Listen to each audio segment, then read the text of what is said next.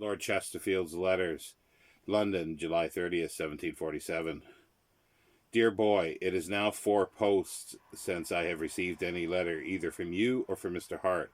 I impute this to the rapidity of your travels through Switzerland, which I suppose are by this time finished.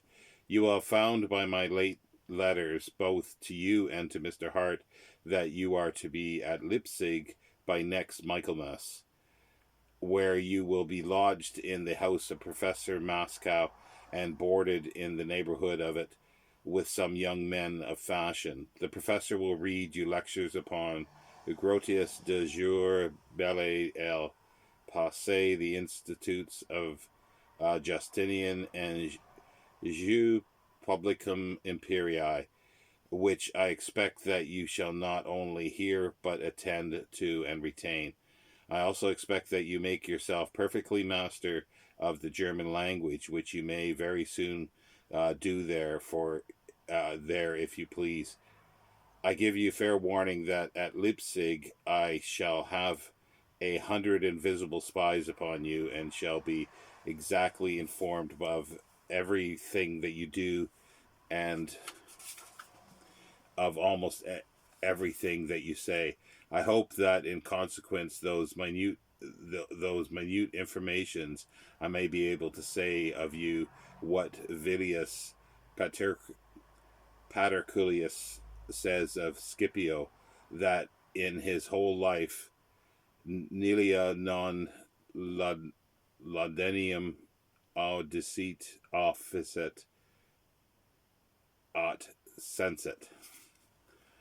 There is a great deal of good company in Leipzig, which I would have you frequent in the evenings when the studies of the day are over.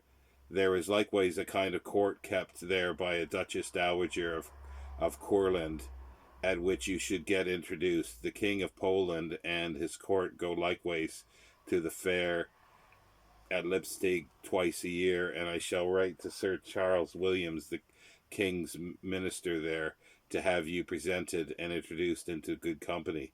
But I must remind you at the same time that it will be to very little purpose for you to frequent good company if you do not conform to and learn their manners. If you are not attentive to please, and yet bred with the easiness of a man of fashion.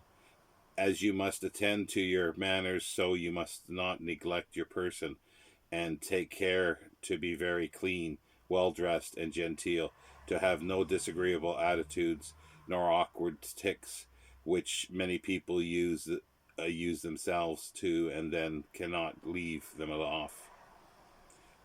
Do you take care to keep your teeth very clean by washing them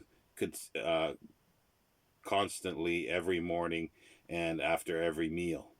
This is very necessary, both to preserve your teeth great well, and to save you a great deal of pain.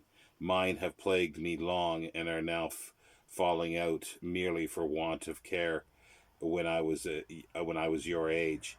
Do you dress well and not too well? Do you consider your air and manner of presenting yourself enough and not too much? Either neglect nor stiff? All these things deserve a degree of care, a second-rate attention.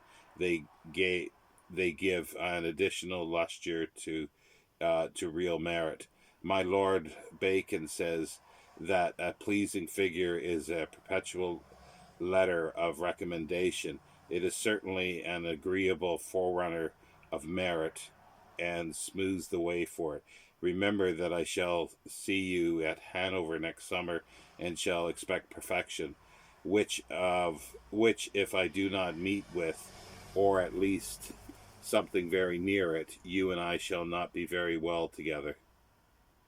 I shall desist and analyze you with a microscope, so that I shall discover the least speck or blemish. This is fair warning, therefore take your measures accordingly. Yours.